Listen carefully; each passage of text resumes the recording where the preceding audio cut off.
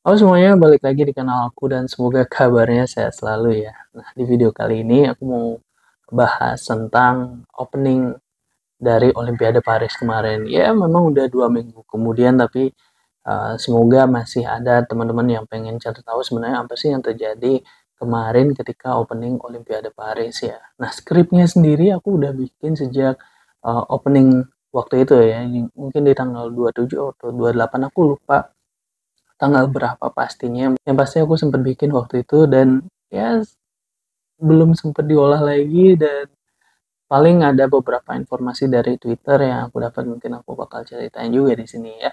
Jadi sebenarnya apa sih yang terjadi di Olimpiade Paris kemarin ya dari segi opening misalnya ya. Karena Olimpiadenya ini sendiri kan sifatnya global ya. Semua mata memandang ke arah opening yang dilakukan oleh Paris. Jadi di sini ada banyak unsur lah, apalagi di Paris sendiri, di Perancisnya, itu lagi ada pemilihan untuk Assemblée Nasional, itu kayak DPR-nya di sana lah ya. Nah di sana tuh lagi padat banget agenda politiknya dan Macron itu juga minta supaya agenda perpolitikan ini janganlah dilanjutin dulu paling enggak selama Olimpiade Paris selesai. Ya, jadi kalau udah selesai silahkan mau kampanye lagi, mau ribut-ribut lagi, mau debat lagi. Nyatanya sampai sekarang pun politiknya memang lebih reda. Jadi nggak ada yang memperdebatkan antara kaum kiri, kaum kanan, kaum nasional atau front nasional dan juga aku lupa nama partai-partainya. Tapi ya pasti nanti aku tampilin di layar ya. Nah itu ada banyak-banyak ada. Pokoknya kalau di Prancis itu politiknya itu cukup jelas gitu ya. Kalau misalnya dia kiri banget, ya dia peduli dengan inklusivitas, dia peduli dengan kehidup hidup berdampingan, terus ada ya macam-macam lah ya, pro imigran lah istilahnya. Tapi kalau kaum kanan mereka lebih ke kesejahteraan dari orang pure Prancis ya natifnya. Jadi kalau bisa nih yang diperbanyak masyarakatnya adalah masyarakat Prancisnya itu sendiri karena yang banyak melahirkan lebih banyak tinggal itu banyak orang imigran ya dibandingkan orang Prancisnya sendiri. Jadi ada positioning kayak gitu, politik stance yang mungkin kita perlu perhatikan untuk di video ini ya. Karena balik lagi kita lihat di dalam openingnya sendiri kita melihat ada kaum-kaum LGBT, kaum-kaum gay, kaum-kaum lesbian, queer dan yang lain sebagainya ada di opening itu. Memang nggak biasa kalau misalnya kita lihat opening-opening yang ada di Cina, Tokyo, kemudian Rusia, Brazil, sama di Yunani. Yunani juga menarik banget nih ya. Kalau kalian pernah lihat, aku juga nggak nonton waktu itu, tapi karena aku sempat cari tahu, jadi wah ini unik banget nih Yunani karena dia kan menceritakan semua yang ada di Yunani ya, filsuf-filsuf itu, Grek dengan patung-patungnya yang khas itu. Gerak semuanya itu menarik banget sih menurutku dan Cina itu juga masih banget sangat cultural dan aku pikir ini menjadi sesuatu yang sangat berbeda kalau kita lihat di Prancis. Bagaimana mereka melakukan openingnya ya dan mungkin nggak semua orang siap dengan itu karena Perancis sendiri punya konsep yang disebut dengan laicite. Nah, laicite itu apa sih? Laicite itu adalah sebuah konsep bagaimana mereka hidup berdampingan. Jadi tanpa melihat rasnya apa, orientasi seksualnya apa, agamanya apa. Jadi ya udah hidup berdampingan aja. You as a human, ya kamu nggak dilihat lagi kamu orang kaya, orang miskin, kamu cewek, kamu cowok, gendernya ini itu, atau misalnya latar belakangnya apa, imigran dari mana, sama aja kamu dilihat sebagai manusia di sana. Nah, ini yang mungkin membuat uh, apa namanya ya, secara gradual dia pemahamannya makin luas, makin apa ya, ya secara tidak langsung akhirnya kita bisa menerima kan karena ada sesuatu yang bertolak belakang di dalam sosial masyarakat gitu. Misalnya mereka jadinya ya membiarkan kaum-kaum LGBT itu untuk tampil di TV misalnya. Jadi kan kalau kita melihat yang kayak gini kan kita nonton nih, terus kita punya anak misalnya, anak kita juga nonton gitu. Jadi dia udah terinfluence dengan hal-hal itu dan kita khawatir dia akan seperti itu karena kita melihat dunia itu dengan cara yang berbeda bahwa kita melihat mereka adalah orang-orang yang mungkin memiliki kelainan, ya. Jadi, tapi ini balik lagi, cara Perancis melihat itu dengan konsepnya laicity, itu sama seperti kita di Indonesia punya konsep gotong royong, ya. Jadi itu kayak slogannya mereka lah ya, ruhnya gitu lah.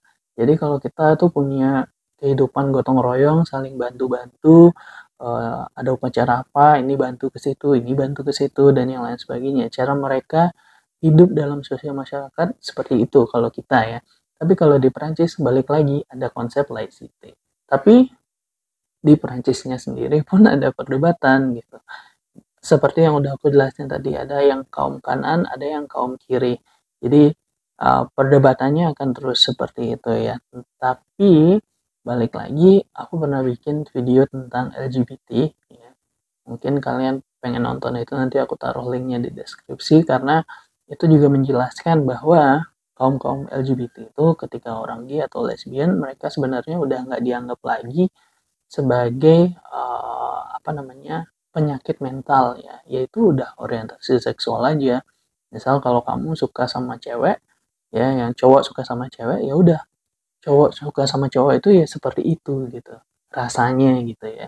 Nah itu udah dijelaskan di dalam DMS, APA ya, Association Psychology apa gitu ya namanya, aku juga lupa.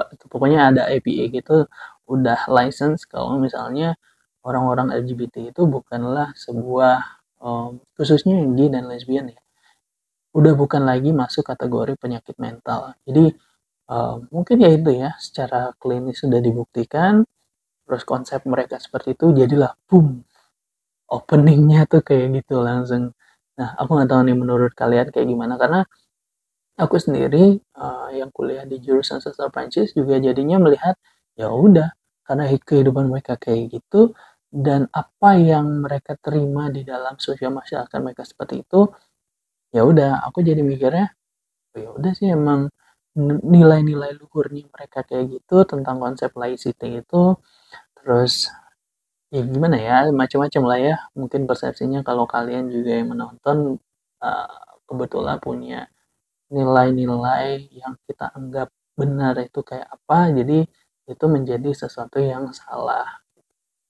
Nah, um, dalam dalam linguistik atau kebudayaan pun melihat kalau misalnya kita menyalahkan budaya orang lain atau kepercayaan orang lain dengan meyakini bahwa punya kita tuh lebih benar, itu namanya perilaku etnocentric ya. Jadi ketika kita menganggap, ah ini aku nih yang paling benar nih, kamu kok gitu sih budayamu kok, ya gitu-gitulah ya pokoknya. Jadi itu adalah perilaku etnocentric sebenarnya. Jadi itu tinggal kita aja yang menyikapi apakah kita harus menerima atau enggak, dan itu pun di lingkungan kita aja gitu, nggak usah dibawa ke masyarakat luas bahwa kamu jangan gitu dong, masa kayak gitu sih. Nah mereka yang punya kepercayaan itu kan menjadi, ya ini kan budayaku, dan ya gitulah pokoknya ya, pasti ada perdebatan-perdebatan seperti itu nantinya kalau misalnya kamu imposing what you believe to someone ya, someone else. Nah balik lagi di acara opening kemarin, mungkin teman-teman udah terfokus nih perhatiannya ke parodi yang disiapin sama Prancis ya dalam openingnya. Itu adalah The Last Supper-nya Da Vinci gitu. Tentu itu asumsi orang-orang ya, mereka melakukan parodi itu. Karena kan The Last Supper itu nggak cuma Da Vinci yang bikin gitu, ada yang lain juga. Tapi itu apa namanya, view-nya itu mirip banget sama yang dibuat oleh Da Vinci.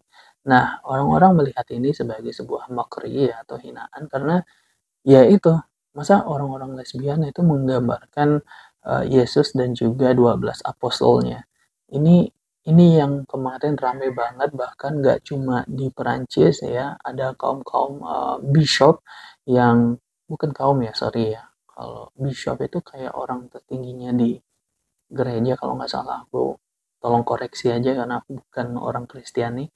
Jadi ada perdebatan itu antara bishopnya di sana yang mengkritisi, kok gitu sih pertunjukannya gitu. Itu kan Yesus yang digambarkan di situ gitu.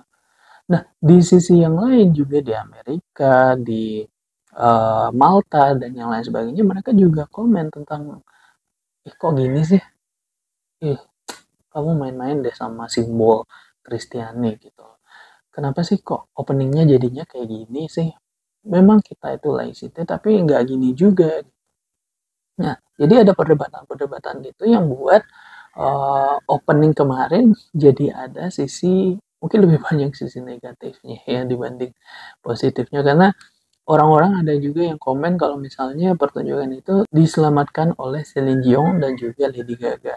Mungkin kalian juga udah nonton sendiri, emang sih penampilannya itu bagus banget karena kita udah tahu ya Celine Dion itu bisa high note kayak gitu, dan dia comeback setelah menderita sakit ya. Dia ada terapi selama 3 tahun kalau nggak salah aku baca beritanya, dan dia comeback di umur 55 tahun dengan high note yang wow, gila. Aku kayak nonton lagi, nonton lagi, nonton lagi. Menarik banget. Terus Lady Gaga juga nyanyi lagu bahasa Prancis. Openingnya itu juga menarik ya, dia ngomong bahasa Prancis. Bienvenue à Paris, kayak gitu. Dan aksennya itu wow, wow. Itu berapa lama dia latihan untuk ini? Atau dia punya background belajar bahasa Prancis sebelumnya? Aku kurang tahu sih. Komen aja di bawah ya. Nah, tapi di akun resmi Olimpiade itu sendiri akhirnya mereka memberikan klarifikasi ya. Sebenarnya nggak klarifikasi langsung kayak maaf yang kalian interpretasikan itu salah selama ini atau apa, tapi dia bilang, wah pertunjukan ini menjelaskan gimana Dionysus bla bla bla bla bla gitu. Jadi sebenarnya pertunjukan yang diparodikan oleh kaum-kaum LGBT itu bukanlah The Last Supper seperti yang diduga oleh orang-orang, tapi itu adalah sebuah parodi yang menggambarkan Dionysus. Jadi kayak, wah selama ini kita salah atau gimana sih gitu. Jadi itu bukan The Last Supper yang digambarkan, tapi kepercayaan Yunani yaitu Dionysus gitu. Jadi wah ini plot twist banget. Aku jadi bingung sendiri ya, karena kalau misalnya lihat The Last Supper itu juga mirip kayak gitu. Ada yang paling mencolok di tengah dan beberapa di sampingnya mirip banget kayak gitu. Tapi ternyata yang menjadi parodi di situ adalah oh, yang biru itu, yang biru di tengah. Nah, itu Dionysus dari kepercayaan Yunani. Gimana nih menurut kalian?